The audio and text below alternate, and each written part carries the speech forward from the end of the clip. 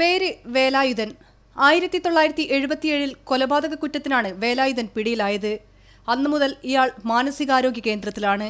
രോഗം ഭേദമായെന്ന് ഡോക്ടർമാർ സാക്ഷ്യപ്പെടുത്താത്തതിനാൽ 37 വർഷമായി കേസ് വിചാരണ തുടങ്ങിയിട്ട് പോലുമില്ല. വേലായുധനെ പോലെ വിചാരണ നടക്കാതെ 30 വർഷത്തിലേറെയായി മാനസികാരോഗ്യ കേന്ദ്രങ്ങളിൽ കഴിയുന്ന 2 പേർ കൂടെയുണ്ട് സംസ്ഥാനത്ത്. വേലായുധനെ പോലെ 88 പേർ സംസ്ഥാനത്തെ വിവിധ മാനസികാരോഗ്യ കേന്ദ്രങ്ങളിൽ തടവിൽ കഴിയുന്നുണ്ടെന്നാണ് ഔദ്യോഗിക കണക്ക്. ഇതിൽ 5 പേർ 20 വർഷമായും 8 പേർ 10 വർഷമായും തടവിലാണ്.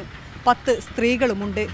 നിയമത്തിന്റെ ഇടപെടൽ ഉണ്ടായില്ലെങ്കിൽ അവശേഷിക്കുന്ന ജീവിതകാലം മുഴുവൻ തടവിൽ കഴിയേണ്ടി വരുമെന്ന അവസ്ഥയിലാണ് ഇവരിൽ പലരും. ഈ 88 പേരിൽ ചിലരെങ്കിലും പൂർണ്ണമായും രോഗമുക്തരാണ്.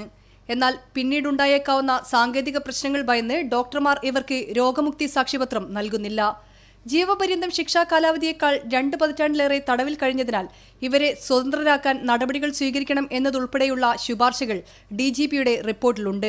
ഞാൻ മനസ്സിലാക്കുന്നതനുസരിച്ച് ട്രയൽ കോടതിയിൽ കിടക്കുന്ന ഒരു സംഗതിയാണ്, വിചാരണ കോടതിയിൽ കിടക്കുന്ന ഒരു സംഗതിയാണ്. 30 വർഷം 35 വർഷം വരെയൊക്കെയുള്ള കേസുകൾ ഇതിനകത്തുണ്ട്. അപ്പോൾ അതിനകത്തുള്ള സങ്കടകരമായ അവസ്ഥ എന്ന് വെച്ചാൽ ഒരാൾക്ക് ഇന്ത്യ മഹാരാജ്യത്ത് കിട്ടാവുന്ന ഏറ്റവും വലിയ ശിക്ഷ വരെ അവർ യഥാർത്ഥത്തിൽ അനുഭവിച്ചു കഴിഞ്ഞു. എന്നിട്ടും അവരുടെ വിചാരണ പൂർത്തീകരിക്കാൻ പറ്റിയിട്ടില്ല. ഇത് ഏത് തരത്തിലാണ് ഈ നിയമപരമായ സമസ്യയെ ഹൈക്കോടതിയും മറ്റു കോടതികളും ഓവർകം ചെയ്യാമെന്നുള്ളതിനെ കുറിച്ച് ഇപ്പോഴും എനിക്ക് വ്യക്തമായൊരു ധാരണയില്ല. എന്തു തന്നെയാണെങ്കിൽ ഇത് വളരെ വ്യക്തമായ ഒരു മനുഷ്യാവകാശ ധ്വംസനമാണ് എന്നുള്ളതിനെക്കുറിച്ച് തർക്കമൊന്നുമില്ല. നിയമത്തിന്റെ ഇടപെടലിനൊപ്പം മാനുഷിക പരിഗണന കൂടി ഇവരുടെ കാര്യത്തിൽ വേണമെന്നാണ് ഉയരുന്ന ആവശ്യം. ഷിത ജഗത്, മീഡിയ 1, കോഴിക്കോട്.